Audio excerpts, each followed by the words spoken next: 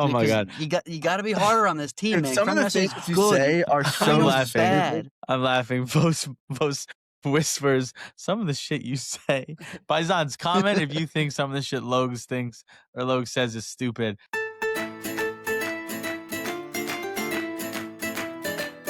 Ciao, Paisans! Welcome back. Welcome back to another spectacular episode of Calcio Culture. On today's episode, we are covering all things match week 15, which completely shook up the title race. As we stand today, Tuesday, December 16th, we have a new top four. Inter, currently sole leaders on 33 points, top of the table by themselves. Milan, right behind them with 32 points, sole holder of second place. And in third, we have another sole holder in Napoli on 31.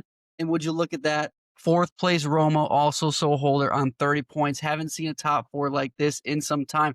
Outside looking in, but still in some European spots, we have Juve in fifth, Bologna in sixth, and Como in seventh. And just as hot as the Scudetto race is, the race to Serie B is even hotter, where Fiorentina's nightmare before Christmas continues on. Paisans, welcome back. I am your host today, Logs. I have both of my co-hosts here, Vos and Mats, and I know they just loved that intro. I know they loved it. Welcome back, boys. The nightmare before Christmas one. I didn't see it there. That got me. That was a good one. I like that.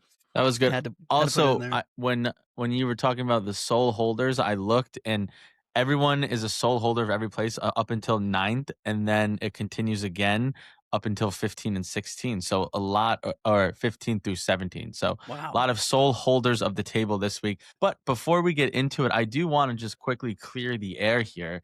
I don't know why I got caught with some shade when I wasn't there to defend myself. Welcome Started back, a new Mats. job, Welcome was back. not in my apartment to record. Clear, valid reason, and you guys were trying to throw some dirt and shade on my name without me being there to defend myself. And you know what? I'll take it a step further. Paisans, come to my aid. Don't let these guys talk down on me. Paisans, you know where to defend Mats on all the socials, on X, Instagram, YouTube, TikTok, at Calcio Culture FC. And I know a lot of you guys like to comment on the podcast pages, Spotify and Apple Pods. You know where to find us. You now know where to find Mats. We're so happy to have him back. But we got a big match week 15 to jump into. So, Vos, take us away. Yeah, before we get in there, we have one quick announcement, though. For speaking of Paisans here, Spotify Wrapped, Calcio Culture Spotify Wrapped. We have to say thank you to all the Paisan that's been listening, because for 2025, Calcio Culture was really bursting onto the scene based on the stats. This is based on the stats. Big stats pod. For all podcasts, 94th percentile in growth, 96th percentile in comments, in 94th percentile in total shares. So shout out to Paisans for getting us out there and keep it going. That's huge. That's huge, Paisans. Thank you so much. It's been a great 2025. I feel like it was just yesterday we were launching the first episode of the year. It feels like just yesterday we were doing the 1-year anniversary. Going on calendar year 3 is awesome. Thanks for coming along for the ride. Thanks for continuing on the ride, and thanks for blowing it up. We got a lot more work to do, and we will be doing so. With that said, to the meat, Vos. We're going to the meat. What's the meat of the week this week? Match week 15. Let's get into it. Yeah, like we said kind of at the beginning here, title race is starting to take shape, so we're going to change it up again. We're going to kind of go through all the games that happened, like me and Logs did last week, if you guys were tuned in for that one. And right now, we're basically top 4 is separated by 3 points, and then kind of outside looking in, like Logan said, starts with the Juve, who are another 4 points off of 4th place. So I think we're kind of finally starting to see it's a 4-man race, I think, for the most part. Does anybody disagree with that? I think that's kind of where to start. 4-man race. I will disagree. Here come the boys from Turin. Oh my God. Okay, so this is a joke. That's not a joke. You're blowing Not smoke. a joke. I mean, they Not are a joke. fifth. They are We fifth. win this game this week. Guess what? We're 1 point out of 4th, pending on what Napoli, Milan, and Inter do. We're not necessarily in the race for the Scudetto, but and Bologna is only 1 point away. I'm talking about the Scudetto. I'm talking about the Scudetto race. I'm not talking about top 4. I think that's a 3-man race then. No, okay, fine. 4. I'm talking top 4. You guys just have no chance. Okay. All right. Thanks for going on that tangent. All right, we're gonna get into it. First game we're talking about: Inter Milan at Genoa. Inter win this one 2-1. Goals from Bisic. That was actually a very good goal. Lautaro and Vittini on the Genoa side. Really quickly on Genoa side of things, because I don't want to spend a ton of time on them. But I just want to highlight things are getting better under DDR. I think it's hard to say that that's not the case. The last 5 games, they scored in every game, I believe. Yeah, they've been scoring goals, basically banging into a game, and I think that's a major improvement. They've kind of come out of that relegation zone as much. They're 2 points clear of Verona in 16th place, so I think things are getting better. Goals are going in. We're seeing good performances from Vitinha, good performances from Colombo, which I don't think we could really say in the pre-DDR era. Like, it was kind of stagnant offense, nothing to really point to for the most part. So an Inter win, I'm not really. I mean, a loss to Inter at home, not really a big deal. You did have 1 goal. I thought Jan Sommer played well, but for the most part, the story was Inter Milan playing them off the park. I mean, I would expect Inter to come away with a win here. Inter has been hot. Kivu has had this team playing at the top of their game, and unfortunately for the rest of the league, Inter decided to show up. This is typically a week where every other result is a team, top of the table loses points. Inter's going to follow suit. Inter did not follow suit. They are now top of the table by themselves. And, all the kudos to them. I think that these guys are coming together, playing incredibly well. I think there are some injuries in their midfield that have opened up spots for the likes of Sucic, the likes of Zielinski to get real playing time, which has definitely helped. And it's brought a little bit of new blood to the lineup, which is something that we've always said is something that we wanted to see. So Christian Kivu gotten these guys rocking and rolling. Would I have liked to see a bigger win than 2-1? Sure. But also, like you said, Vos DDR has got Genoa playing at the best they've played all season. I wouldn't be surprised to see this Genoa team make a play for, maybe 11th or 10th in this table come season end. But I think all eyes on Inter and seeing what they can do for the rest of the season here on out. Yeah. My big takeaway here is I think this might have been, maybe I'm wrong, but it's definitely noticeable for me. One of the first times that we saw Inter roll out a back line of Bastoni, Akanji, Good shout, and Moss. Bissek. Really good shout. And it's just that's been screaming like this is the clear 3 to play, yet they've never done it for whatever reason. And they all played very well. Yes, they let in a goal. It was it was a classic Inter being fucking they- idiots, switching off and gifting them a goal. But other than that, they had a really, really good game. So I'm interested to see, is this going to continue? I went back and looked at the last couple of games.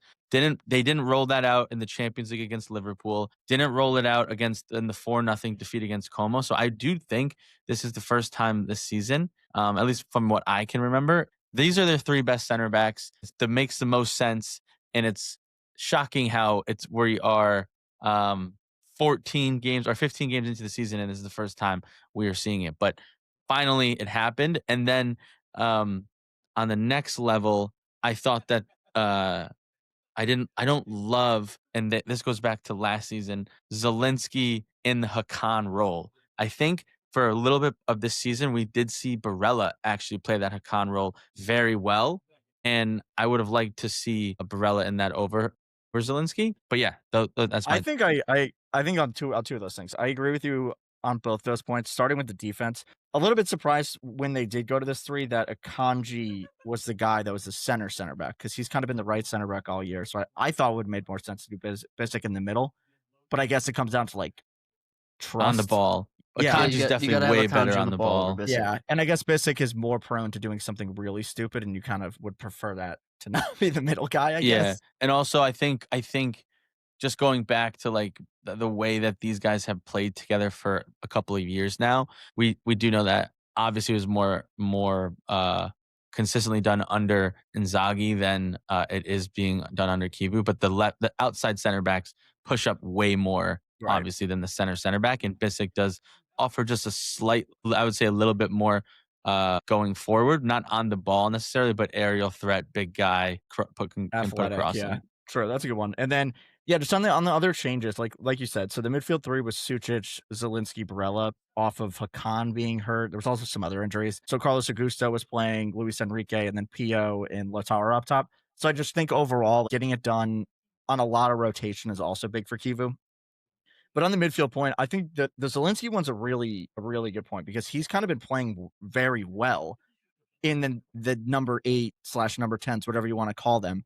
So I think to your point about why not just drop Barella into that is a really good one. Like, I don't think Zielinski he probably had his worst game in several weeks at this point playing in that role. So when do you just like punt on that? And I mean, on a win, it's hard to say like, oh, we should have done something differently, right? And nobody's really thinking about that, but that is something going forward that I think Kivu's going to have to be conscious of, especially if he's going to continue to rotate this team like this. Yeah, and I'll also just add on to the same point. Like, how much longer is Inter going to keep that experiment going? Like, going back to when did Zelensky join Inter? 3 seasons ago at this point now, or maybe two. He has not been the same player, and it's clearly because they're not playing him in that position that he was played at Napoli, which was the obviously Barella role, or even the 10 role. And for whatever reason, they'll play Mkhitaryan over him there. Obviously, they play Frattesi over him there. But this is a game where I think you could have gotten him more in that natural spot, and they still didn't. And he's been struggling. Like when Inter first signed him 2 years ago or 3 years ago, I forget how long ago it was this at this point. I was like, great addition, added depth to the midfield. But now he's kind of just like a moot point for them. And when he's in, I don't expect him to do much. And we're talking about a guy who, Vos, me and you talked about him. His numbers over the last 10 years in the Serie A are very underratedly ridiculous. Like, so just interesting to note that. Yeah, my thing with this is I think Zielinski's a great player, and I think that in a pinch he can play in this position, but obviously not his best. I don't know why Frattesi doesn't get a run Oh, at this Frattesi spot. cannot play this No, no, position. no, no. And the reason I say that is because people forget that he played a much deeper line playmaker on Sassuolo with his running mate Maxi Lopez. People know that I love my boy Maxi Lopez, and I loved Davide Frattesi on Sassuolo. He was used to playing a much deeper role before he left and gone to Inter, and had shown that he can play further up the pitch, even for the Italian national team. I think Davide Frattesi can play in this spot. I And hate that if take. that's what it takes for him to get the playing time for this Inter squad ahead of next summer, I think he's got to take the opportunity. Dude, Davide Frattesi last season had a pass accuracy of like 52%. He's not playing in a regista number right, 6 yeah. pacer role. So I'm let's telling cut you, the shit right I there. think- he played nicely in a deep line pivot. I'm telling you, it can It was work. not a deep line. He was in a pivot. I don't want to like he wasn't a deep line reduced at any point. But I think what is interesting on this is because I think Zielinski has actually been playing well on the season now. He has a goal and an assist and has been playing kind of more minutes in a more advanced role. But what this tells me is I think that Kivu's all in on Sucic being that like starting left-sided 8. So why are like don't move him out of a position to get Zielinski in is what I'm thinking, and then he wants to keep rolling Barella, and like Zielinski unfortunately becomes like the utility knife that you have to put there. Well, Barella's not going to stay back. He does not He have. did, I mean, though. he's played He that role played- fantastically this year. Like he's been just as good as Hakan really when he did play it. I would say in a rotation. I mean, that's why I don't understand why it's not a little bit more fluid. Don't pin Zielinski back there when you know it's not his thing. Just have him and Barella rotate. He doesn't necessarily need to be there the entire game. Yeah, that's true. Yeah, I mean, I guess that's it. Nothing overly interesting from this one. I think the big story is like Inter sole holders of first place, and I was saying it before we got on here. Like I don't remember the last time that happened. So it's in my mind, it's been a really long time since they were no games in hand, clear first place, and I think that's significant. Now we're probably going to see them drop points next week because like mental midgets, like you are in control of your own destiny. Like obviously still very early, but you're in front. Can you hold the lead? And I don't think this team will. I think so. Mental midgets for sure, but what they have going that last season's team did not is just the depth. Like Bonnie was Serie A Player of the Month, arguably in the month of November. He's banging in goals. Got like Carlos Augusta has been underratedly extremely consistent for them, whether it's the left center back position or the left wing back position. Their midfield, although we just kind of said we don't love Zielinski, he is still like they have 6 guys that they can rotate. Luis Enrique has been filling in for Denzel Dumfries. Pio Esposito obviously has come on to the season strong. So like their depth this year is much better than it was last year. So that gives them the upper hand, whereas last year they kept slipping. But it's going to come down to exactly like you and Logan said last episode, the mindset and the way that the moon is shifting, because we do know how Inter is. But they have that's the one thing that's swaying in their favor is their depth. All right, that's it on Inter. We'll keep it rolling. Next game, we're talking about second place Milan. They played SAS at home, and SAS, as always, very difficult task for all the top 4 teams, top 5 teams, top 6 teams, especially for Milan. And this game ended 2-2. Once again, Milan going down early. Goals in this one from Ismaele Kone, Loriente, and then Bartasaghi with a brace. Sneaky Important in this one, brace. again, I would say that Milan going down again and then coming back to not get a win in this one, but coming back to get a draw. The other thing that I think significant in the last 2 games now, 2 goals conceded, 2 goals conceded. And this is from a team that was like not statistically the best defense, but top 1, top 2 based off of everything we saw. So I'm a little bit worried on that because I think this is getting away from what they were doing exceptionally well, and that being defending, keeping clean sheets, and then getting goals, like a 1-goal game. So I'm a little bit worried about that. Again, like a tie to SAS is not the end of the world for this team, especially coming off of some of the games that they just won. But the way that this is trending, like bad performance against Torino into an okay performance against SAS, trending in the wrong direction. I think the next game, they do have the Supercopa this week, so there's no Serie A game. But I'm a little bit worried. And this is coming off of last week where I was really high on them, saying like they came back, but now it's back-to-back games where this has been an issue.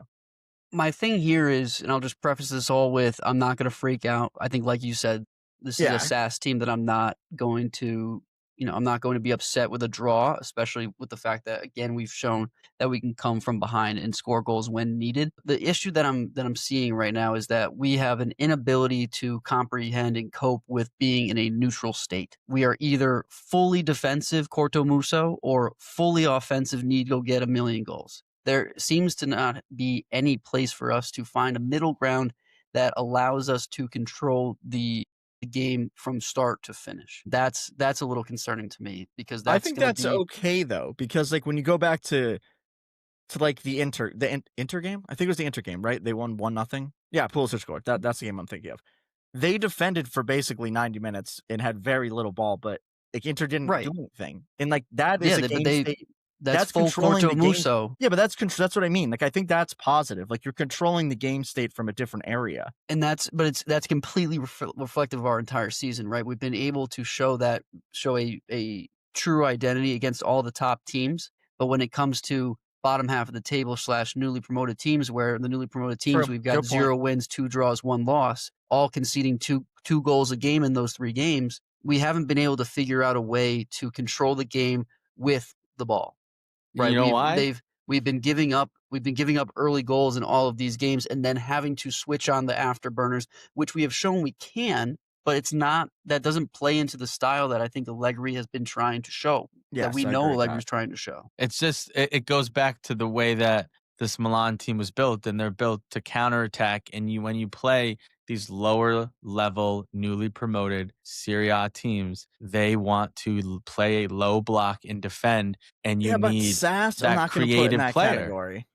No, SAS I isn't a mean- low block type of team, but even still, SAS played a good game here. Their 2 goals were good, and the other part of this is that, number one, we had Davide Bartasaghi blow up onto the scene, which I'm glad that he has for the rest of the league. I've been on him the entire season. I'm still fully in on him as the future of our left center back position. But the other part of this is that Pulisic had a goal that the refereeing committee came out and said should have counted. So this should have been a 3-2 win regardless. I will also say that a known problem of Tomori being an absolute stunad is what happened on the second goal. It was beautiful passing, but Tomori just nowhere to be seen, had no idea where he was, caught in no man's land.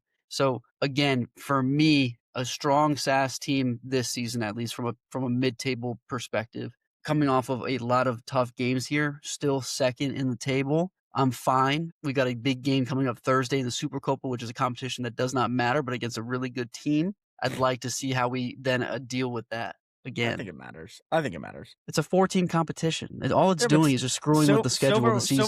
Silverware, dude. You got to go for it. I think everything you said is fair. I think what we have to be a little bit worried about in talking about these like mid-table, lower-table teams is not necessarily style of play, but maybe mentality. I think on the first goal that showed very, very clearly that Gabbia kind of just didn't try to tackle Kone for whatever reason. It was very odd, and it was just kind of like lazy defending. And in this game, they were down 1-0, leveled it, then took the lead. I think 47th minute they took the lead.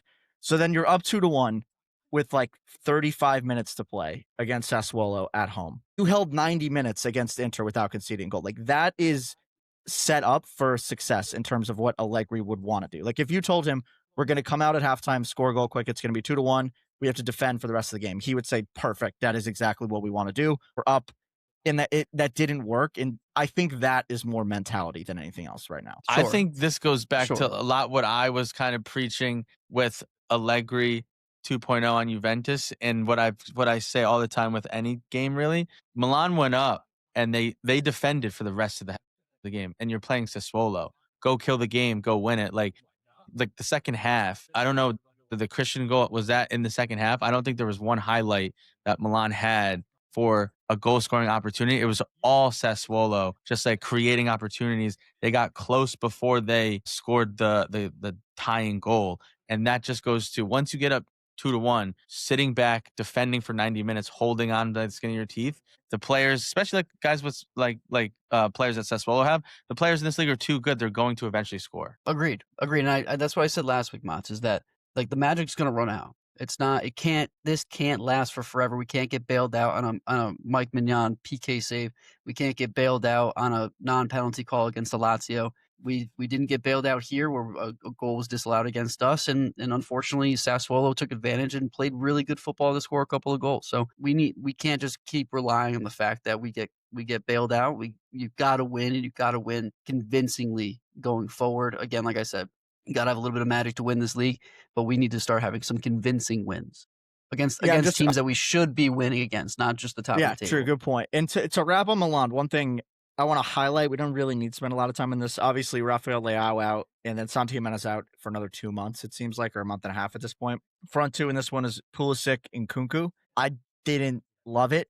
Nkunku is still not really that guy for this team. I don't know if he's ever going to be there. Like, clearly he's a good player, but it's a difficult position that he's being put into play. Like, it's not what he's really meant to do. Are you worried, Logs, that if they have to go for a while with these two up top, it's going to be a problem? No, and I'll tell you why.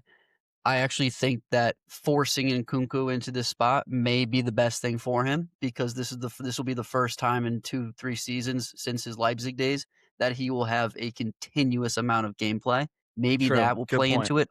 Don't get me wrong. I don't think that this is the position like the way that we're playing this. I guess he would be the true nine here, but playing Yeah. that true nine spot is playing to his strengths. Again, he's from what I've seen every time he's on the ball, it's much more back to basket type play, which is not him. He likes to drop in, pick up the ball, drive a little bit. He did pick up an assist in this game, so good for him in terms of that momentum play. But I think that this can only do wonders for him because he sucks. He sucks right now, and he can really only go up from here. Unfortunately, having Santi out for 2 months is tough. I think it's looking like we're going to bring in some reinforcements, some more competition up top in the January window.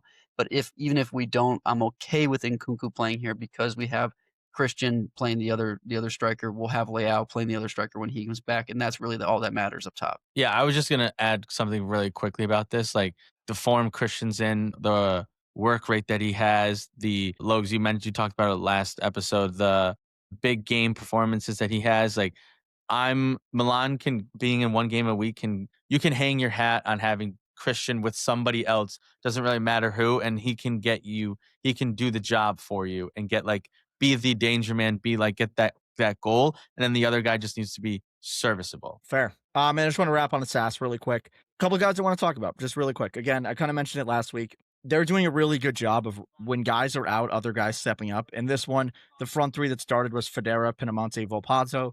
Pinamonti, 2 assists, and then what happens? Loriente comes off the bench. He's coming back from an injury, so isn't playing as many games. He then scores a goal. And if you look at this team, they have 4 guys with 5+ goal contributions: Berardi, Pinamonti, Loriente, Volpato. Berardi obviously out for a while, but I think this just speaks to the strength of this team and like how they can hurt you in a lot of different ways. And why I think we're looking at this game. It's like SAS it's not like you walk in and you beat SAS. So I think for them, like they'll take a draw at the San Siro for sure because of where they're at. This team's a really good team. And again, there's a lot of guys there that I think are worth watching. Whether or not they stay at SAS in the summer is a different question, but they're building something special. A lot of good players, really exciting team. That's all I got to say on SAS. I don't know if you guys want anything. Stats are good. SAS are good. Yeah, I can keep saying it. I mean, SAS, I don't know how they went down 2 seasons ago. Like the roster is rather similar, and this is where they are now. So like we've known that Sassuolo have good players and they could score goals. We knew that they were going to be kind of have a season like this. All right, cool. Keeping it rolling. Napoli went to Udinese. They lost 1-0 off of a goal from Camp. That was an absolute screamer. Also in this one, I think Udinese had 2 other goals that were called back for very, very thin offsides. Kind of got played off the park, apart from a Højlund really bad miss near the end of the game. I don't think they had a ton of opportunities. For me, I don't know. For this one, kind of my thought coming out of this game, is this an example of this team just being run down and very injured, mentally maybe drained a little bit off of coming off of some pretty big games in Serie A, Champions League game, and now coming into this, can't really rotate the squad. These guys are playing a ton. So I don't want to look too much into this, because I will say that Udinese, I don't think, has been great all year. And I would look at this as kind of a bad loss, but I don't think this is like a systemic issue. It's more of a situation of kind of Napoli wrong time to be playing a game. I agree. I mean, I'm not, again, like you said it perfectly. This is definitely a bad loss. You can't just chalk this up as Yeah. let's move on. No. I mean, it's a bad loss. You put yourself solidly in third for the first time in a very long time. Napoli is now in third. I think it is truly showing that this team is going to have to figure out what they want to do in the January window to bolster this roster. Even as strong as it is on paper, these injuries are going to come back and bite you. It is good to see Labaka come back as a sub here. Played But bad. obviously, Played bad on the bench. well, that's Real what happens when you bad. come, that's Really what happens when you come bad. back from injury, and you don't have No, a it's lot of true, time to it's true. prepare. But at least he's coming back. And I don't know if I'm going to say. I'm going to just pause myself. There's not much to say about this team.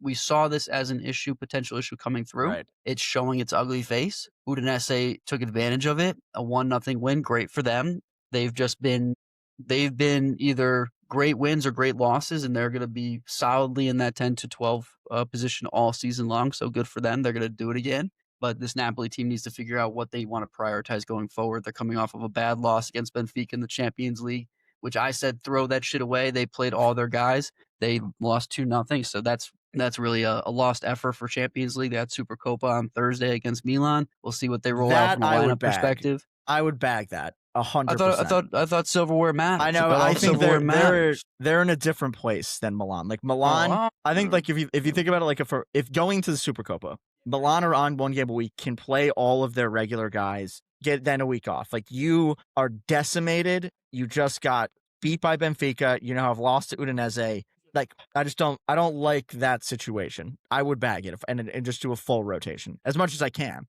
Like, they don't even have that many guys. can't I even was really just to say, yeah. their full rotation right now is guys that they rolled out against Udinese, basically, besides you maybe take Scott McTominay out so you can get him rest. Right. I take a little bit of a different approach than you guys. So they're injured, obviously, but this game to me shows where Conte, his weakness is. When last season we praised him every week because he was managing 1 game a week and he did it different ways. But this shows his weakness, because we have 2 different competitions, now a third, and he's never been able to balance them. He's always been kind of like a bridge manager that can do something extraordinary, but maybe not do it consistently for a while. But why I raise such red flags on this game is because of just mentality for Napoli here. Wake up. You got not one, you got 2 goals disallowed. You were down, and the second goal was not a foul on Labaka. Yeah. Labaka passed it to Udinese and they scored, and they got lucky. And then 2 minutes or 3 minutes later, Udinese scored. Wake up. That's about mentality. That's about it's about reaction. We got lucky. We got very lucky that this goal was disallowed. It's time to wake up. We are the Scudetto champions. We just got embarrassed by Benfica in the Champions League. We're the second to last place in qualification. So we have Chelsea, and then we have 1 random team. So there's not a very high chance that we're winning that. So this is what we have. This is what we hung our hat on last year. Defend the title and play. And I get it, you're injured, but I needed to see more because yes, they're injured, but their back line is still those 3 really good players that, for whatever reason, don't gel. I don't know why, but Buongiorno, Rachmani, and Bukuma just aren't it. And then we were praising the 2 wingers in Noah Lang and David Neres, who really haven't played a whole lot this season. Like, they're pretty fresh and ready to go. That's fair. That's a fair point. And so that's your attack. So at the very least, you should be able to put goals in. And yes, Hoyland had a terrible miss, and he should have scored that. But you need to create more. You need to react. You need to wake up, and you need to be better. And it raised some red flags for me. I don't know. That is really harsh. You got to look at this injury list, my guy. That is really harsh for them. They've been playing nonstop. I know David Neres and Noah Lang have only just come on as full starters in the last That's what it month is, or so. Logan. When They've been playing for a full month you play straight. 2 games a week. Every other team that is in the Champions League has had, and they have to deal with injuries. They have to play 2 games a week. Like, you can't just be like, it's hard because they're playing multiple games and they're injured. Like, that's what it is. Like, you have to just put results. I don't think that this is a Conte thing. No one can fight the injury bug. What I will say, like, these guys are fucking dead. So this team that he rolled out, this 11, let me go look to see the lineup that he rolled out against Benfica, right? Because I bet it's exactly the same. Yeah, it was exactly the same. I'll take these guys over Udinese on coming off the Champions League, the middle of the game week. This team just won the Scudetto last season. No, you just got done saying how good the talent is in this league, and you can't roll out subpar 50% fitness guys on any given day. It's not going to work. It clearly didn't work. When did I say that? You said it earlier in this episode, how this league these guys are good. You can't just fall asleep. It was Inter. No, I said you can't sit back and defend for 45 minutes and pray that the other team's not going to score a goal. Napoli Same way didn't you do can't that. roll out guys Napoli that are half dead. Napoli were sleeping for 90 minutes and they let 3 goals. They let 3 goals in. Napoli were sleeping for 90 minutes. They did not wake up at one point in this game, and they had multiple opportunities to wake the fuck up and be like, we can still get 3 points out of this game because we've gotten very lucky. And the last thing I'll add, just to throw a little more salt in the wound because we're disagreeing, Vanya's goalkeeping in this game was I was about to say that. Yeah. No, because when it goes all the way back to him, like on one of the goals that got called off, oh my God, it's the worst save I've ever seen. Like, it wasn't a really difficult shot, and he just hit it directly to an Udinese player, Kenan Davies. Like, he put it right back on the PK. Like, they hurt themselves the entire game, and like, that is a mental thing. Is it because of they're tired? Maybe, but like, that's not an excuse. That's what Inter Milan's been doing for 5 years, and that's why they never win anything anymore. Yeah. All right. So it raises flags for me. So I pair both the injuries and then, like, Napoli, they had that, what was their trump card was the Grinka, their mentality, their fucking last season. Diego Simeone almost got his head cut off to get it out of a Juventus player to tie the game. Like, that's what you have to do. You have to wake up. Like, sure, the injuries, that hurts, but like, these guys are professional players. Like, go earn your spot so that if somebody comes back, Conte's like, I can't play you. I can't play Lukaku. I can't play Kevin De Bruyne. I can't play Labaka because of how well these other guys are playing. I think that's legit. Yeah, that's legit. My 2 cents. On Udinese perspective, like, obviously a good win. I think the bigger story that's going to come out of this is Nicola Zaniolo. I thought he played good in this one again. I think he had a goal called off too, right? Yeah, he did.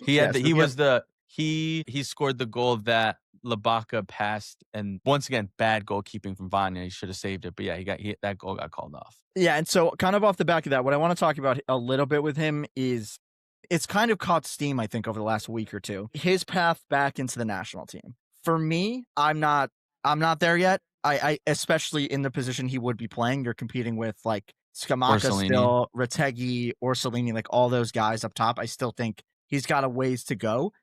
And the other thing that I'll say is, like, we've seen Zaniolo do this for like a month at a time, a month and a half at a time. And then, like, that's it for the whole year. And then, like, he literally, it's not streaky. It's one moment and then it goes away. So I'm not really ready to say, like, Zaniolo's back, A, and B, good enough to play for the national team. I'm in agreement. What I will say, though, is we haven't seen this Zaniolo since, like, early Roma days. So happy to see it. Maybe maybe it's less distractions off the field. He's like feeling the best spotlight physically. Like, I don't know what it is. And I agree that I don't think he should even be considered for the national team yet. Maybe a thought because of it, but he shouldn't make the cut. Glad to see this Zaniolo again because we haven't seen it in a very long time. How old is Zaniolo? I feel like he's been around since the dinosaurs. Yeah, but But he came on he's so young, 26. He Yeah, came he's on only so young. And 26. So he I tore mean, like he tore both ACLs.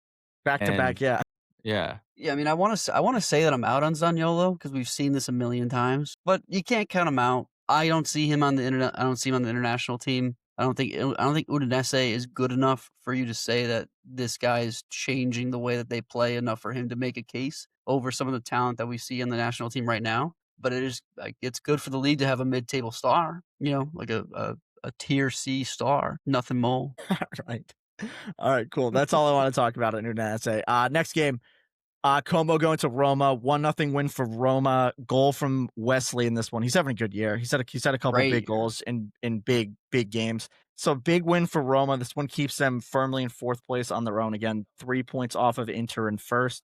Story of this one, I think, was Roma again not scoring a lot of goals, but kind of stopping Como from doing anything that they wanted to do. And I know a week or two ago we talked about Roma kind of needed a statement win, and then last week, Logs, me and you were saying, is this one of those funks that we've seen with the Gasparini team? How long is this going to last? Because coming into this game, Roma had lost back-to-back games to Napoli and then to Cagliari. And our kind of framing of this game was Roma have to win, because if they don't win, it's a Gasparini funk. And then B, they were coming up against a Como team that had just had a pretty tough loss, so they thought that was going to be a tough thing. Question for you then, would you consider this a statement win for Roma? Because that's what we were looking for.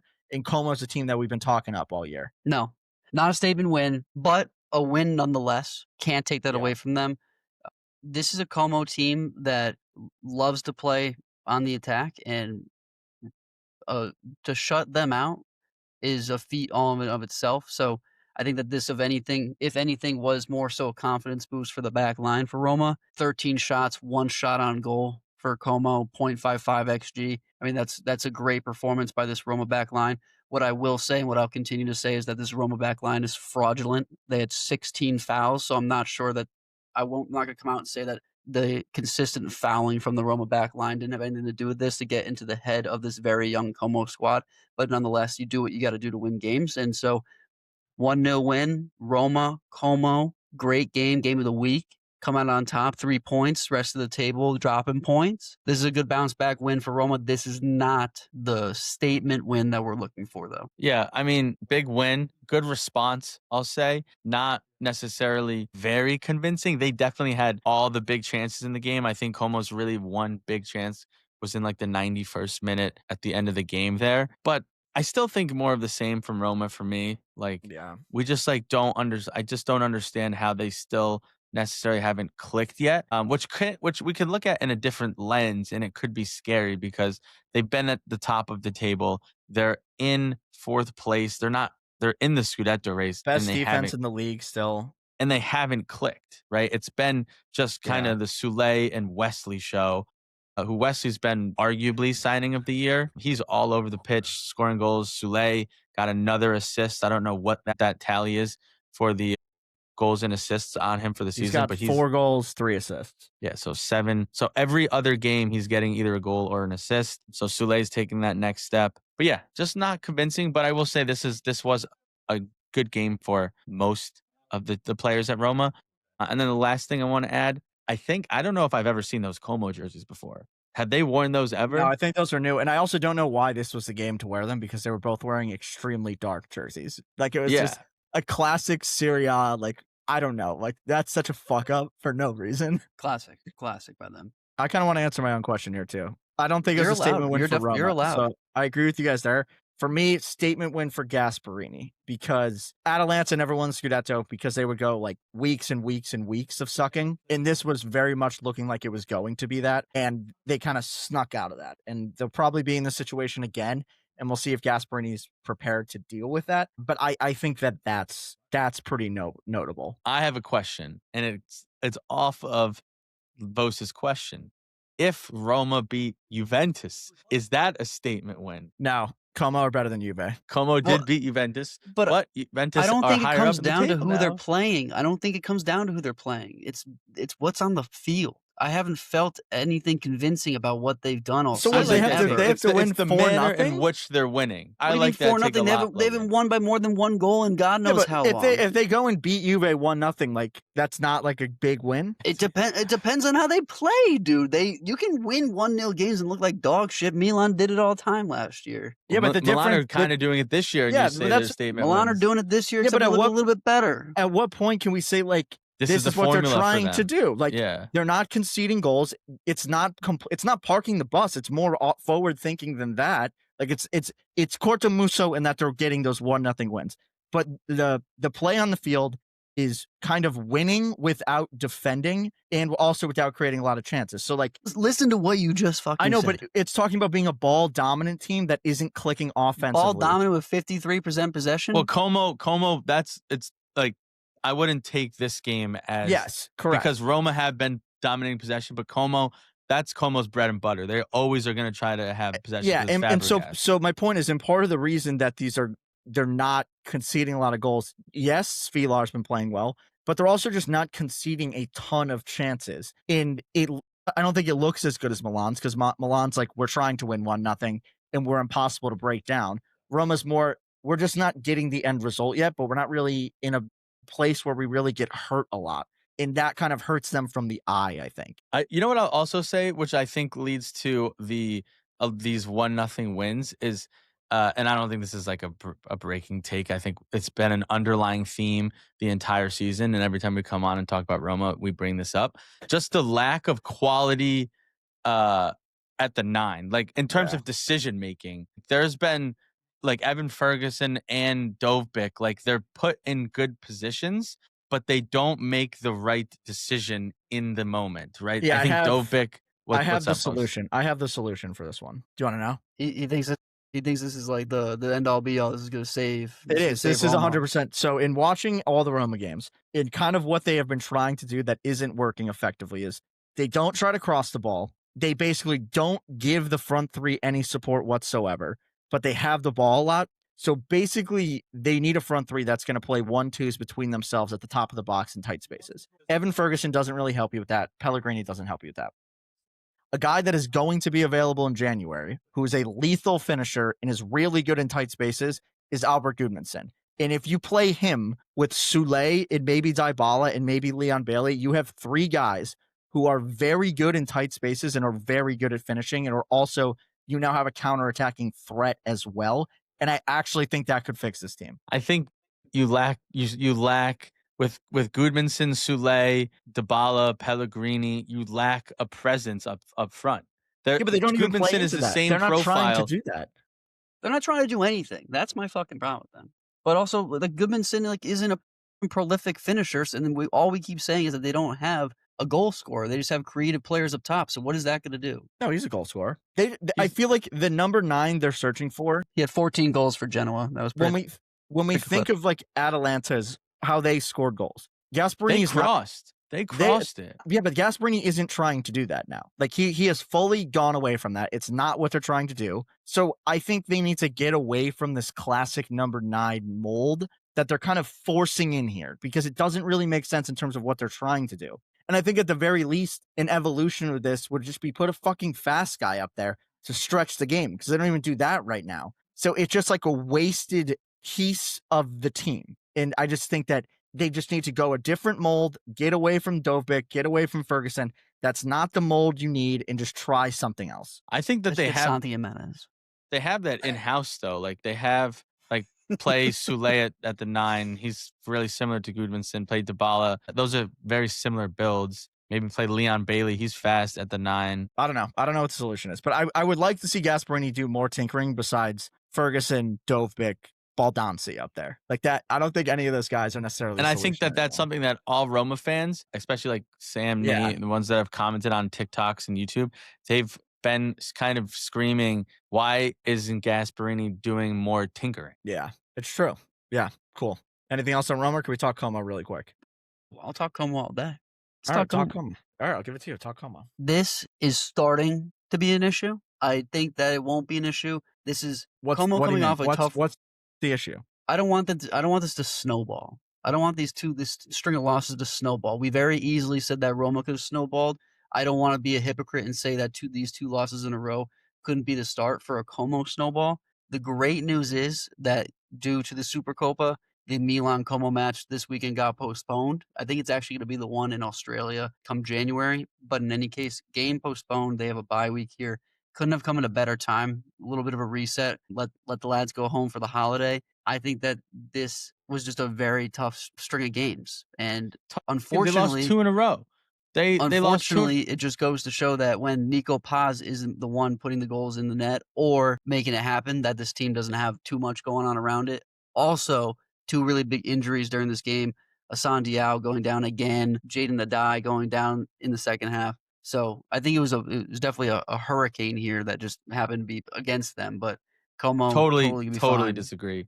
Yeah, sure, they had 2 tough games against Inter and Roma, against the first place team and the fourth place team. I agree that, like, obviously they depend a lot on Nico Paz, but they can because they're on 1 game a week. But you take a step back and you look where Como is, I got 2 words for you, 3 words, ahead of schedule. They are 2 points out of Europa League spots, dude. They got Lecce. I agree that good timing with Milan postponed. They got a tune-up game in Lecce. They'll probably get 3 points there, be at 27 after 6 games. They're right in the mix for 5th place. We're talking about Like Como. I said, I didn't want to be a hypocrite here, Mats. I didn't want to be a hypocrite. I was on Roma's ass for losing 2 in a row. I got to be a little bit on Como's ass here for losing 2 in a Roma row, but and I don't Como think. are not in the same. And why? Tell me why. Why Stratosphere. are they not the same? Why are they not the Roma same? has Why? way Because better Como got players. promoted 2 Because years Como looks ago. better on the pitch than Roma does. That's why. All right, Como, you're done. yeah. You might get muted. Let's move it on. Juve Bologna 1-0 win for Juve. Goal from Juan Cabal. Jonathan David. I think the other thing that's important. Jonathan David had a goal called off that I still don't really know why it got called off. I think it was offsides maybe I from think somebody. McKennie was offsides when he flicked it up with Okay. his head. I think. So okay, I'll hand it to you, Mats, because we haven't really talked to Juve in a little bit of time. This makes it last 5 games, 2 wins, 1 loss, 2 draws. I think trending in the right direction. I'm not going to say this isn't a big win because Bologna is very good. That's kind of who they're competing with right around this area. So I think it's positive. I think what's more important is what are we seeing on the field? Is it better? Like, do you like where things are going? Do you like what Spalletti's trying to do? I mean, it's tough. Like, I don't want to say it's better on the field because there are still times when it looks bad. We're still in the same formation, right? The 3-4-2-1. I don't think Jonathan David and Openda have been taken leaps since Spalletti has came. They've played slightly better, but then they still have stinkers like this game for Jonathan David, although I think it was a little unlucky that offsides or he gets a goal. What is happening is results, right? And so you can't argue with results because we are now in 5th place when we were in like 7th or 8th, not even in a European competition 2-3 weeks ago.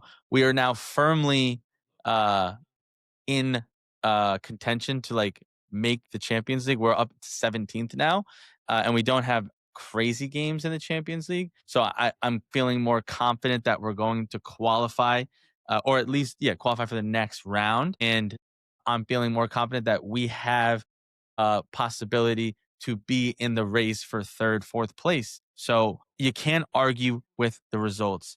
And the play is slowly getting there. I think the press is getting a lot better because we're not just high up the pitch. We're actually pressing and winning the ball back. We still lack defensively. We still allow a lot of dangerous opportunities. Di Gregoria has been really good for us. That Coop Miners at left center back. Logue said it last episode. Or maybe you said it, both. One of you said it. He's not offering enough going forward for the amount that he gets exposed defensively. People attack him. There was a play at the end of the first half that terrible defending by him, and it was a fantastic save by Di Gregoria. So at some point, man, you got to just rotate and just move on. And then the last thing is just Yildiz is taking. He just continues to take steps in becoming like the next superstar of this league. You cannot guard him 1v1. He will just get by you. He played an amazing ball to Conceição, who just didn't get on the end of it to possibly get a goal. And then he basically was like, I'm taking the corner kick. He put in the ball for Juan Cabal. So he's willing us to these results, which is impressive for his age. So yeah, like that's kind of Juventus in a nutshell.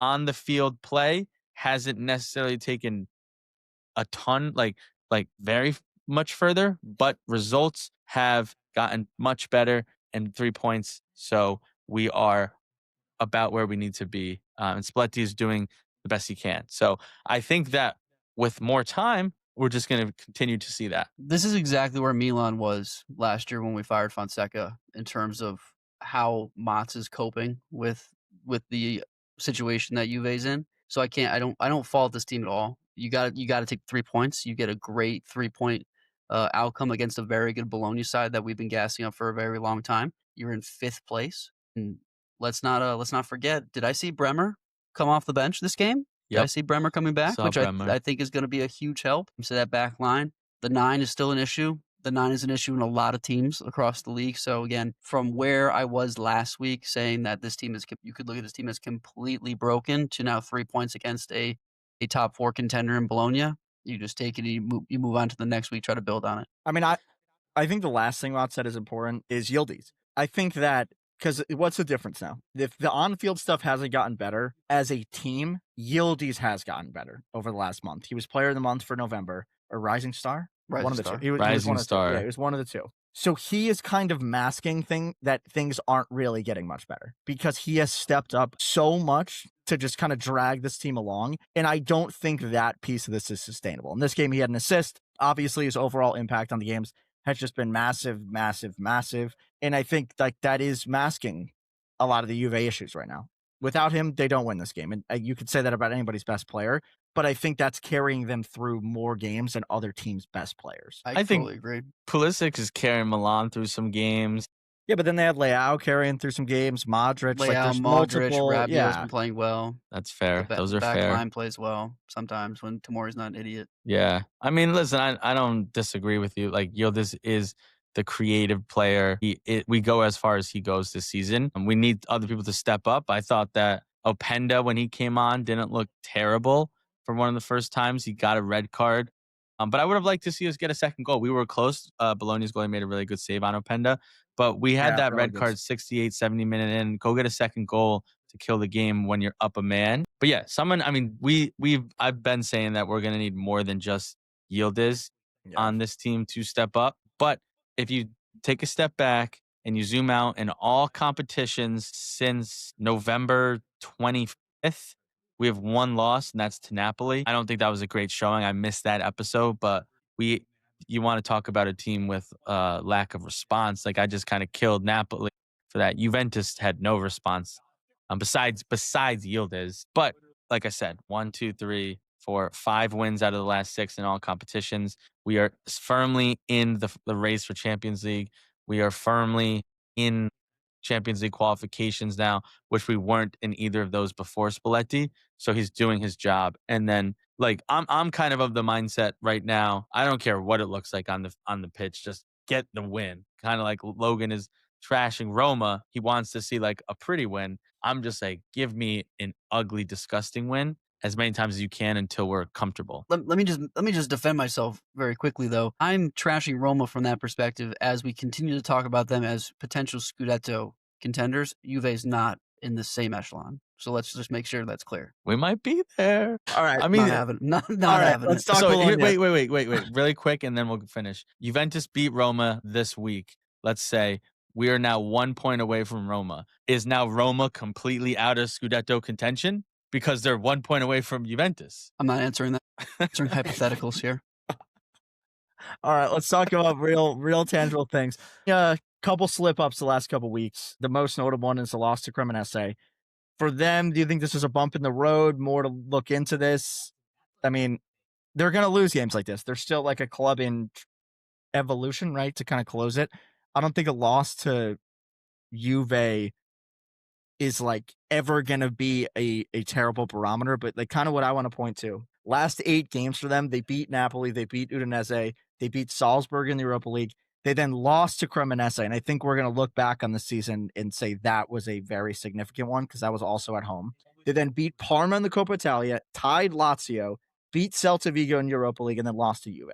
My point in saying that, a lot of very hard games for a team that's not used to playing multiple competitions in the grand scheme of things. And they're going to kind of come out the other side of this with maybe the Cremonese weren't hurt, but like we'll kind of take what we got from this kind of run of games. The problem I have with Bologna ever since I gassed them, I shouldn't have said it. I just shouldn't have come out and gave them my blessing and gave them the flowers.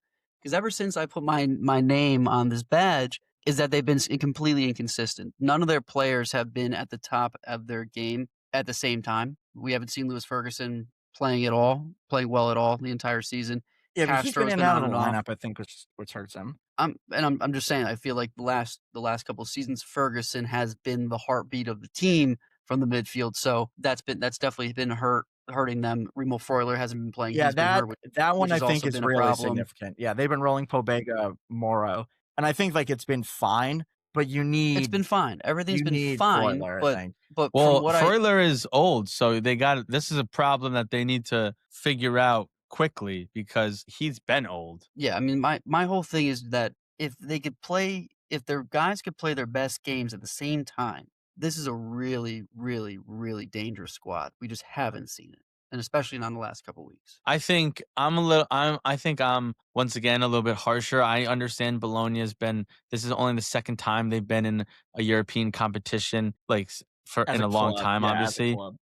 But we saw what they did last year, the kind of form that they were in. They didn't really lose a ton of pieces. Juventus were struggling. We weren't. Bologna, this could have been a very big statement win at home, launching them higher up the table. So I'm kind of the mindset that like Bologna should have at least gotten a point out of this and they Mhm. could have won. Juventus has been struggling. Everyone gets points against Juventus nowadays. So I kind of take it as like I understand your point, Bose, to where they're in two competitions and they're doing pretty well. And now they're in a third with the Super Copa coming up against Inter. But this is what happens when you succeed, right? You become a victim of your own success, if you want to call it. But you need to keep on doing it, and you need to keep on winning, and keep proving that you belong in this kind of echelon of the Serie A, and beating a kind of Juventus that's in a muck is something that I think you have to do. But listen, they're still obviously in the race, so it's not the end of the world. They're 1 point behind Juventus. They finished like they're still in this race. So, but I It's just think from tight. It's tight in that area, though. That's the problem. Yeah. You can't drop points. Every game, and like Vo said, this Cremonese game could come back and be the one where like that's really what bit them in the ass because it's the same thing that's happening at the bottom of the table. Who was it? Verona? No, Lecce. Lecce got a point. I know we're not there yet, but Lecce got a point out of this week, and they jumped from relegation to 14th. Right, so this is a very easy scenario for where if Bologna do drop points more consistently, they could fall very far out of European contention with the way that the teams around them are playing. So it's important to be on your game every single week, regardless of how many games you're playing. And I and like the that's way you put why the Serie A is amazing. the best league in the world. It is. I like the way that you put it, Mods. Victim of their own success is exactly what's happening. All right, keeping it moving. Atalanta hosted Cagliari, won 2-1. Scamacca with the brace, and then Gianluca Gaetano had a goal off the bench. That's my boy. And Sebastiano Esposito assist on that one as well. Atalanta, big win for them. Like, obviously expected win, I think, at this point. But I think for Palladino now, we kind of know what he's doing. He's not doing anything crazy, kind of getting more offensive, going back to kind of Gasparini's core. I like that he went back to the front three. That's going to be this team that we saw, I think, is mostly going to be his team, apart from like Ana Honor came off the bench. And then obviously we haven't seen Scalvini in quite a long time. But Scamacca, CDK, Lookman, like that front three will get you pretty far. And in the last 5 games now, they're 2 wins, 3 losses. I have a hard time judging Atalanta now because the Champions League is going to matter to them. But I don't know, like week in and week out here, like their goal is to win. Like what are your aspirations for this year? Which is what I'm struggling with in terms of Serie A play. Well, it's tough, right? They come out and they get a good win against Cagliari, which don't look now, but they're table mates. Atalanta's only 11th still, Right. so they got to win close games against teams like Udinese And they also and beat Cagliari these Chelsea days. midweek. They also beat Chelsea midweek. So They beat Chelsea midweek, but they lost to Verona 3-1 the week before. right. So you have not a clue what Atalanta team is going to show up on a week by week basis, and it is tough to judge. It is tough to judge, and I don't know that we've seen enough of Palladino at the helm to see if it's him being inconsistent or just the squad trying to shake themselves of what they had to suffer through for the beginning of the season. I think Palladino, this is a good spot for him, to be honest. Now, before I say why it's a good spot for him, the first goal Scamacca scored was great. Cagliari's goal was also very impressive. Scamacca's starting to become like what he was pre Yeah, ACL, which is he's good. Which balling. is another one that I wanted to bring up when you said Zaniolo. I think I would take Scamacca even before Zaniolo just because of the profile of the And nine. Scamacca Even even though we have above Keane at this point too. yeah, correct. But we do have Keenan Mutegi, I was going to say. So, why, going back to what I was going to say, why I think this is so good for Palladino? Because Atalanta with Gasperini was always Champions League. They appointed Juric, which we all said we don't think's good. Juric didn't perform. And whereas Atalanta's not necessarily out yet because there's still so many games to go in the league and they're 7 points behind Juve. Like you can make that up with the amount of games left. It's not necessarily required anymore by these Bergamo fans to go get fourth place, right? When at the start of the season, it would have been. And if they got Palladino, maybe he would have been gone if he was getting the results Juric was getting, right? But the fact that he came in the middle when he has to kind of right the ship, he can. I think Bergamo fans are going to be fine missing a European competition, but he just gets them 8, 7, in the mix. And then that gives him the advantage to focus on the Champions League and try to make a far run. They're pretty high up in Fifth they're place right fifth. now. Yeah, they're 13th. They drew one game and then they lost one game. So they're going to have the bye. They're going to probably get, I mean, I don't want to say like a favorable matchup because obviously their wage bill when it comes to the Champions League is lower, but we know that they punch above their weight and we know Palladino can overachieve. So I think this is the best situation for Palladino because it's like, I'm going to do enough to tread water in the Serie A and not embarrass ourselves. And then I'm going to focus on this Champions League. And we know this like why I why Atalanta struggles against Verona and then they beat a Chelsea.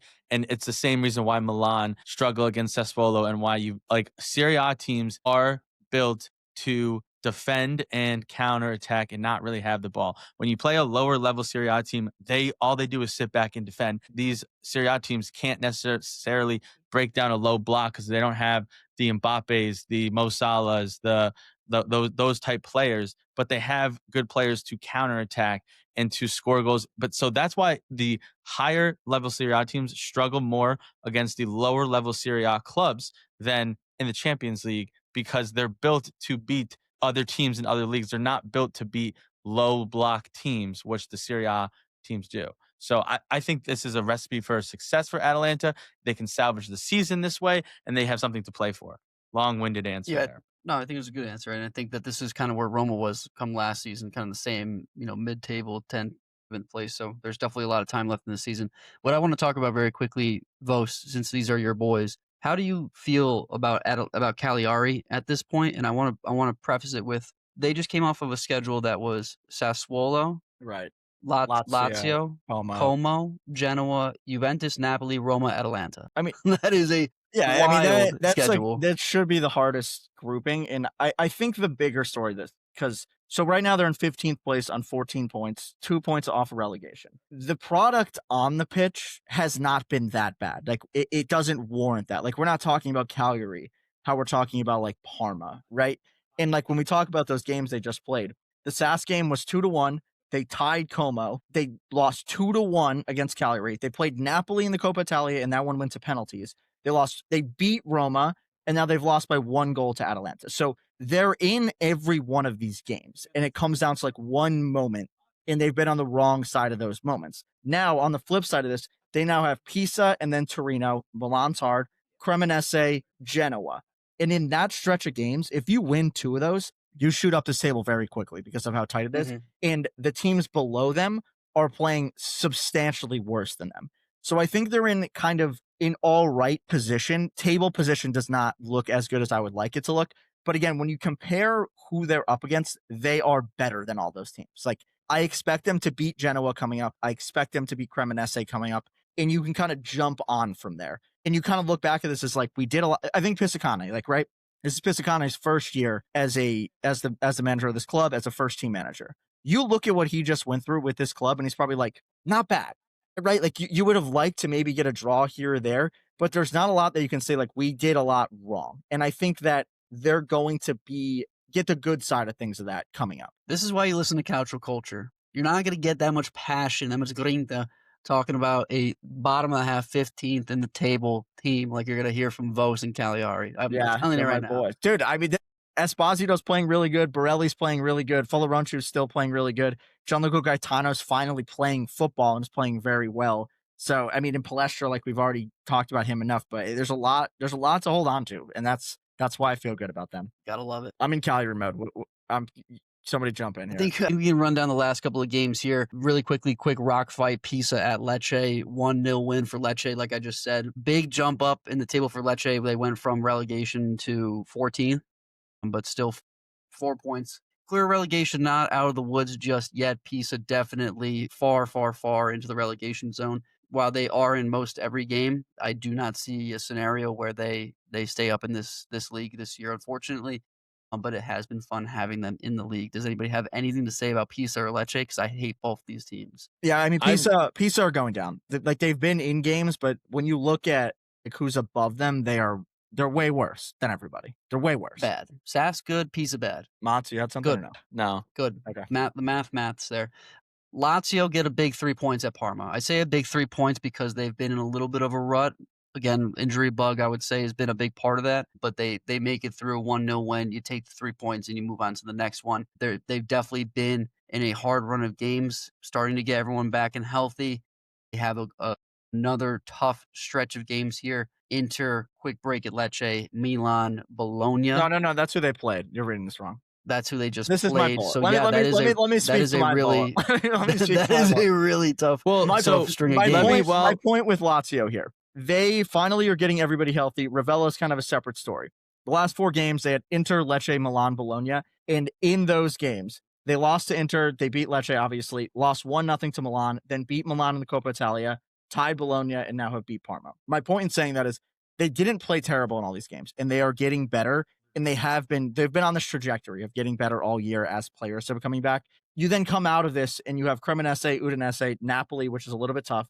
Then Fiorentina, Verona, Como. All winnable games when you're playing the best football. This is the time where I'm looking at Lazio and saying they're in a position to shoot up this table. In 3 weeks' time, they could be ahead of Como, Bologna, and Juve for all we know. Nope, not they're Juve. Playing good. I agree. I just want to quickly add on the other side of this thing, Parma, you were up a man from like the 43rd, 44th minute. I don't remember exactly when it came. Up 2 men at one point. You're at home. I know, but there was the later one. Yeah, there was a later. So it kind of was happening, I think, in the first half. Like, you have the whole second half to win, to go get a point at home, and then the second one when you're up 2 men is in the 77th minute. You have to score, and right. That you were down 2 men, and that's when you let up a goal. That's terrible. That's terrible. I mean, I think this partially comes back to like what my problem with Parma has been all year is like lack of true identity, and I think that comes back to the wrong appointment in Cuesta, right? Like that's what happens when you hire a child.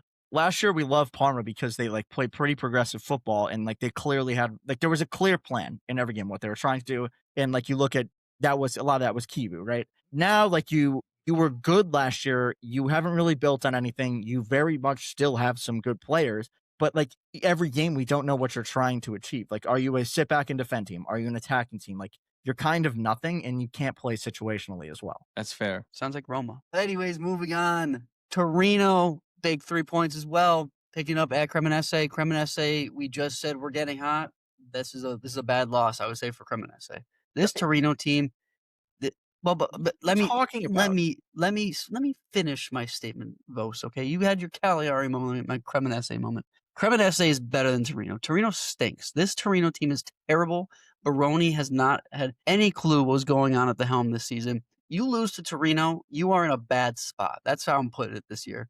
This Torino team is just bad. I don't know how they are even remotely in the middle of this table. They just somehow, some way get 3 points miraculously every couple of games. This is a bad Torino team. This is a bad Cremonese loss. I don't know. Some things you say are really dumb. Cremonese got promoted this year and are overachieving. Like, you lose. Torino's been the last 15 years they've been a consistently staple 10th. club. Like, Yeah. you just beat Bologna, you just beat Lecce, have lost to Torino. It's like that's fine. You're way ahead of schedule. Like, you lost 1-0 to Torino, who's literally always in Serie A, has always been like mid to top half. That is totally fine. You're ahead of schedule. Like, you're due for a loss. Your players are playing well.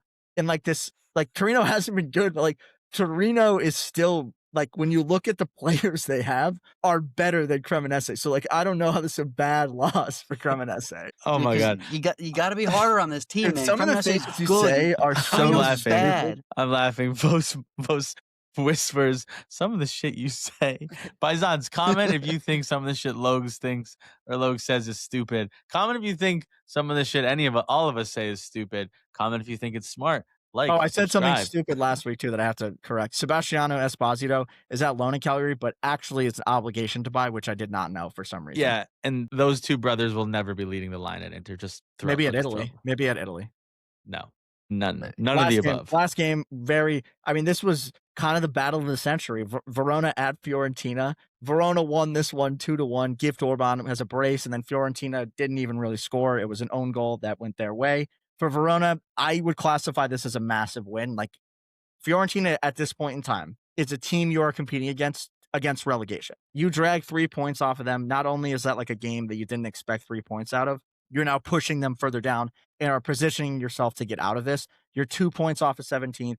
You're playing better. Like, Verona's winning some games now. This is 2 in a row. And like they lost to Genoa 2-1, Parma 2-1. So like, they're in games now. They beat Atalanta. Like, these are the things that can spiral to get you out of this. And I think that's positive. But Fiorentina, more the story, obviously. Like, yeah, I think we're at the point in time where there is so much pressure on them. Every game, they could actually not win a game this year. Like, they could get relegated, but they could actually not win a game. I wanted to say 2 things here. Number one, I have a similar take, and I'll make this quick, to Fiorentina as I did for Bologna, but it's the opposite. And we talk about this all the time. Logs is a big advocate of giving people time. And in Italy, you are a victim of your own environment. So the Fiorentina fans weren't pleased with Palladino's result and how he didn't overachieve what Italiano left. Look what you had. Look what he was doing with the same players, if not less. And look what you're doing now. Give the guys time. You're not going to win you might not win everything the first year, but give them time, because Palladino is a phenomenal coach. And now you guys can't win a game. Second thing I'll say, I want all 3 of us to guess right now, when do they win their first game? What match week? I don't think it's going to happen. I'm serious. Like, you think they go winless? I do. Because this is why I think this. In January, I think it's high probability they sell some players. From there, what can we point to say that this team is going to win a game this year? Because every time you don't win, the pressure gets higher and higher and higher. And then at the same time, as you're not winning games, you are no longer trying to win. You are trying to tie, to put points on the board so you don't get relegated. They could actually not win a game this year. We're halfway through the season. But they're so far. Like, I mean, I guess 4 points not that bad from Pisa, but 6 away from Verona. A tie's going to do them nothing. They need 3. They're 8 points from safety. Yeah, I think I don't know who they play. I don't know their schedule. I haven't looked. I'm saying they win their first game. Match week 21. Andrea Pirlo. All right, well, speaking of dumb shit people say, I think that Bologna. this Fiorentina team... Match week 21 is Bologna. This Fiorentina team is either going to win against Udinese or Parma before the window opens, or they're never going to win a game. I think they're not going to win a game. They're not winning a game. They're need to win a game. Right now, it's comical to think about that this team is playing in the Conference League right now. Think about that. This team is playing in a European competition. Makes no sense. I have no idea how this team has not won based on just the roster. I said it last week. I mean, I'll say it again, but I think that my Gumar here is slowly fading away into falling off the roster. Well, no longer can be the Gumar at this point. Final question. Do they get relegated? Yes. Like, they're getting relegated at this point for me. Like, I don't think this is going to happen. What if they get relegated, win the Conference League, and then they're in the Europa League? That would be crazy. That would be insane. Can that happen? That can happen. They would have to be. I mean, do you guys think they're going to get relegated at this point? I can't. They got too big of a wage bill. No. Their players they got better players than people at the end of this. They're better than Pisa. They're better than Parma. They're better than Lecce. I don't think that they get relegated. That I purely on the fact that they're better than Lecce, they're better than Parma, and they're better than Pisa. Like those, like that, just to me, Yeah, I like guess. they're not going to get relegated. They can't. They can't. Although they haven't beat. They They didn't beat could. Verona. They didn't beat Pisa. Yeah, They didn't beat Lecce. this could But happen. I agree. I don't think that they do. I really don't. But I could be wrong. I'm wrong a lot. It's true. All right, that wraps up match week 15 games this week. Thursday and Friday, we got Supercoppa, Napoli, Milan, Bologna, Inter. And then at the weekend, small match week 16 because of these games going on. So we got Cremonese at Lazio, Roma at Juve, Pisa at Cagliari, Torino at Sass, Udinese at Fiorentina, and Atalanta at Genoa. Those are actually some pretty good games. That's going to be an interesting one. Got a good match week here. And we got Every match week's a good match week in for Calcio. Yeah, you know what that means? We can gamble, and we will. That means we have the Colpi. Colpi Luna. It's back. It's back. Had a bad week last week. Vos and I ending our hot streaks. It's the only one to hit. I will say, I don't know if I should say this out loud. I did not bet the Colpi last week because I could not get my head around Juve beating Bologna. I apologize. The Paisans, Tomats, I've shed shame upon my name. I will be betting the Colpi this week. Listen, for certain. I hold no bad or ill will against you. We have been ice cold this season that I understand why people might be afraid to take the Colpi. All right, let's run through it quick because I have to leave. Oh my God, soccer. Logan, your leg. Oh my God. I'll start. I'm betting Paisans Fiorentina money line is the pick this week. Fiorentina money line is the pick this week. They're playing Udinese again. Who just beat Napoli? Udinese is going to revert to the mean. Fiorentina revert to the mean. Plus 110. This line actually doesn't make any sense based on how they've performed this season, but we're taking it anyways. I'm telling you right now, I will be betting Fiorentina until they win. Revert to the mean. They haven't won a game, so it would just be loss or draw. That means that they're going to win 45 games in a row. All right, listen, I don't think mine is much better, but I'm 1-0 on it in the last 1 week, so I figured why not ride it again? It's a pretty old, reliable pick for Mott's. If you're a fan of this podcast, Juve money line.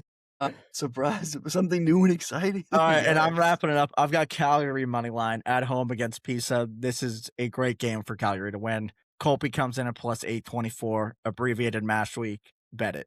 We're back. You bet all the legs. You bet the Colpi. You make some money. You put down $100. You're getting $924 back. That's just how the math works, Paisans. You know what to do. And with that, that is a wrap on another awesome episode, Paisans. Thank you for joining in. Thank you for sticking along. We have a great time doing this. We hope that you have a great time listening. And if you do, please tell us. Actually, and if you don't, please tell us. We've had that before and we love it. You know where to find us on all of the socials at Calcio Culture FC. Shout out Buzzsaw at Calcio Culture FC, X, Instagram, TikTok, YouTube. Like, comment, subscribe, 5 stars, please. And you know where to find us on all of your favorite streaming sites, Apple Pods and Spotify. Mott's, it's been some time, but take us away. It has been some time. I'm excited to sign us off, but really quick, just to piggyback on Logan's like, subscribe, all that. Great numbers for this podcast and the Spotify wrap. Let's try to top it. Once again, 94th in growth, 96 in comments, 94th in shares. You're still with us. Thank you. Do not be a gagoots, and Forza Calcio Culture.